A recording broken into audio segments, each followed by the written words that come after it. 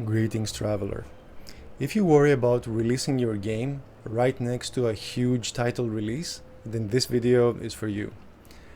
It's very common for game developers to think of this myth that if you release at the same month, at the same week, even at the same day as a major title release, there's absolutely no potential for your game to make any sales at all, and your game is surely destined to fail.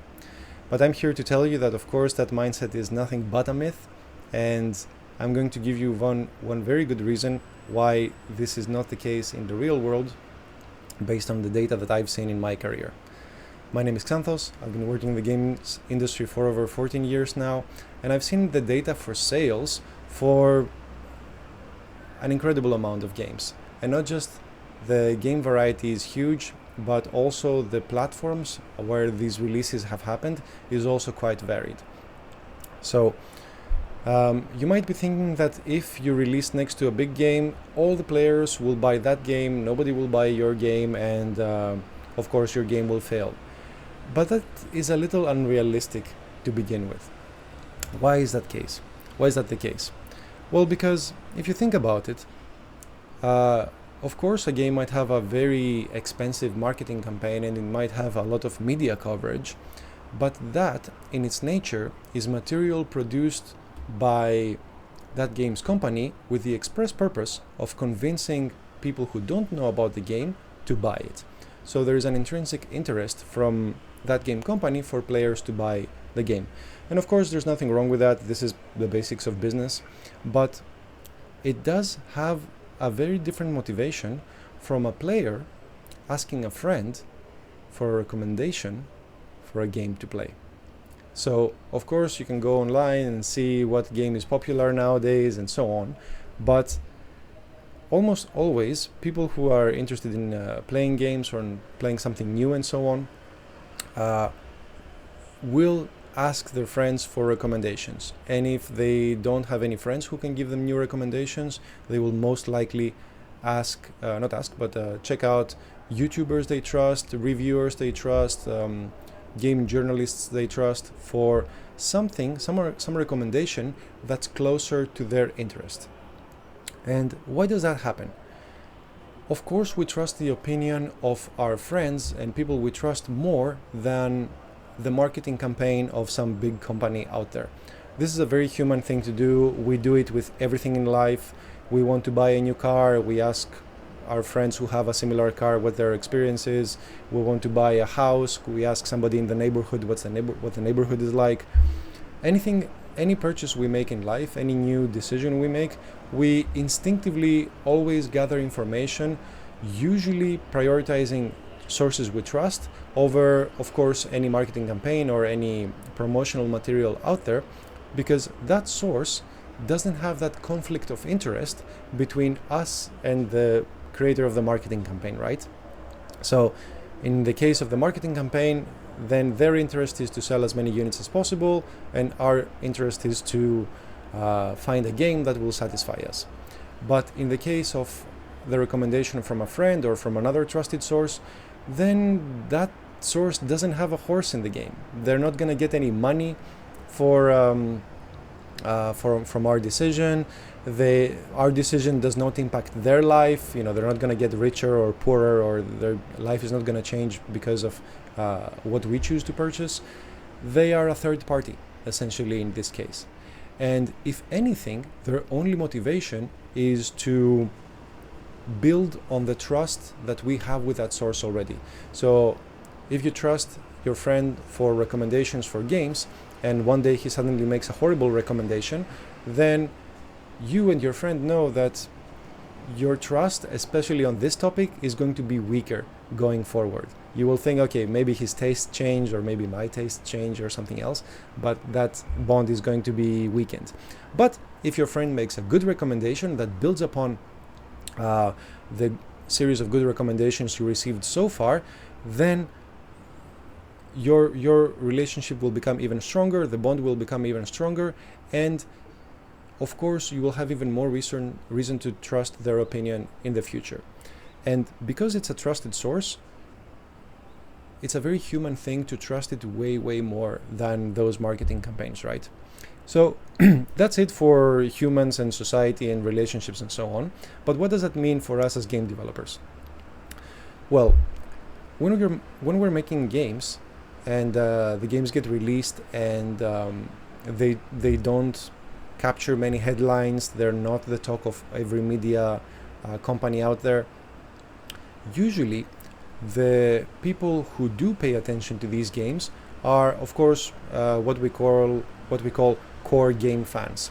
So people who really enjoy play video games, it's their primary form of relaxing and unwinding after a day of work.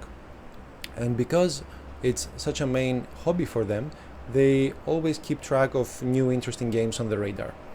So this group of people we call the early cohort, right? So even though most people don't know about our game, these people, because they're actively looking for interesting, good games or new games that come out, they will check out our game simply because it is a new release and simply because it happens to be in their sphere of interest. So a feature of this early cohort is that they have a lot of knowledge and they have a lot of experience, specifically when it comes to this particular game type. And if this game type, if this new game that we released piques their interest and they find the things they are looking for in our game, then two things happen. That early cohort, that super game fan who loves playing interesting new games and has already played basically every other game in the genre, tests our game and finds that it has good quality, it satisfies him, then two things happen. One is he becomes a super fan of the game. He thinks, wow, like on top of every other game that's already out there and it's already good, this new game came out and it's even better in at least one or two ways. So they become a super fan, they start playing it, they start really enjoying it. The second thing that happens is when somebody asks for a recommendation for a game, if this new game they found and love is anywhere near relevant, you can bet that this is going to be the recommendation they go for. And you think, well, yeah, but what if players buy this other game that had a huge marketing campaign and released right next to us? Yes, this can happen, but keep in mind that the recommendation of a friend trumps any material that's out there every day of the week and twice on Sunday, essentially. It's very hard to overstate this. We trust the opinion of our friends way more. Think of it in this scenario as well. Let's say that out of the blue, a friend of yours says, hey, let's play this game together. Now, this game might not be one of the games you usually play. This game might not be a game you know.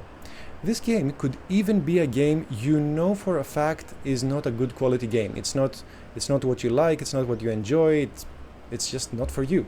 But just because a friend takes the effort, takes the energy and the time to come and say, hey, tomorrow night, drop what you're doing, let's play this game, regardless of whether you go for it or not, that invitation, that recommendation is way more powerful than any material out there, because it's a human connection and because it comes from a trusted source.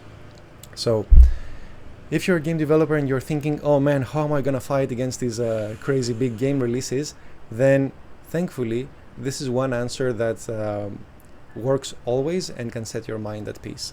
If the game delivers on its promise, no matter how big or small, then that early cohort is always going to be there for you, and they're going to be jumping at the opportunity of trying your game, evaluating it, finding out all the positive points that you put so much effort and so much work into. And if it delights them, then they will be your super fans, and they will be the ones to bring the word to everybody they know and all the people they think that this game would be good for. So there's really no reason to worry about these huge game releases. They play on a different on a different field, on a different level, and this is the way that even if you're making a very small game, even if you have a very small team, if you believe in what you're doing and you put the quality in the game, then that game will by itself, simply by its quality and the word you put into it, find its audience. Anyway, I hope this helps you put the topic of big game releases a little bit into perspective and make you realize how powerful you are, even in a David versus Goliath scenario where you think you have no chance against a big game release. Because as history has shown on myriads of occasions, you always have a fighting chance, and you know what? You can definitely win that one as well. So I hope this keeps you motivated. I hope this shows you that, of course, there's always a way forward. And as always, I hope this helps at least one other traveler out there. So stay at it, go at it, put your best work in the game, make it as good as possible, make it with the hope and single purpose of delighting your players as much as possible, and you can bet it will find its way. Anyway, that's it from me. As always, have fun.